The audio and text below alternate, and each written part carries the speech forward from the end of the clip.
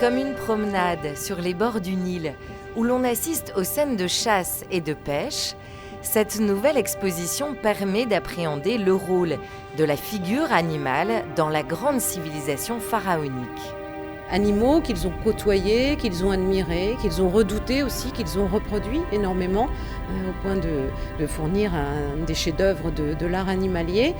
Et puis surtout qu'ils ont transposé, modifié pour leur faire tenir un langage beaucoup plus complexe pour exprimer en particulier des notions comme la divinité, le divin, la vie après la mort ou certains phénomènes naturels. Depuis la simple perception des animaux ou créatures, utilisés à profusion dans l'écriture égyptienne, jusqu'à la transposition de leurs représentations religieuses, funéraires ou politiques, l'animal devient personnifié et le roi est représenté comme un sphinx avec un corps de lion pour exprimer sa force et son pouvoir. Oui, l'idée était vraiment d'aller en profondeur dans la civilisation égyptienne, dans toute sa diversité, parce que l'exposition court sur quasiment 3000 ans d'histoire, des débuts de la civilisation égyptienne jusqu'à la romanisation, et elle montre à la fois les variations et puis la permanence et la grandeur de cette civilisation.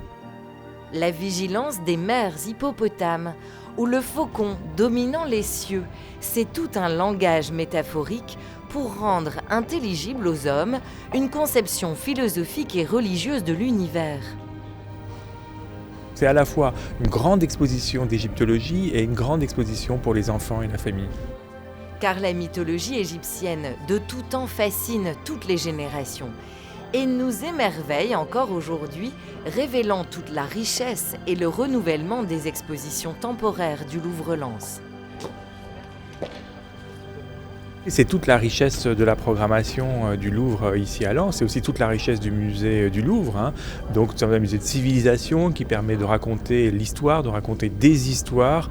Donc nous avons consacré la première exposition à la Renaissance, puis à l'Europe au temps du peintre Rubens, avec les relations avec la Flandre, puis en effet au désastre de la guerre et en passant par les civilisations étrusques. Voilà. Donc le Louvre c'est tout ça et c'est ce qu'on peut voir ici à Lens. Cette nouvelle exposition inaugure les 2 ans du musée du Louvre-Lens, une vraie découverte jusqu'au 9 mars 2015.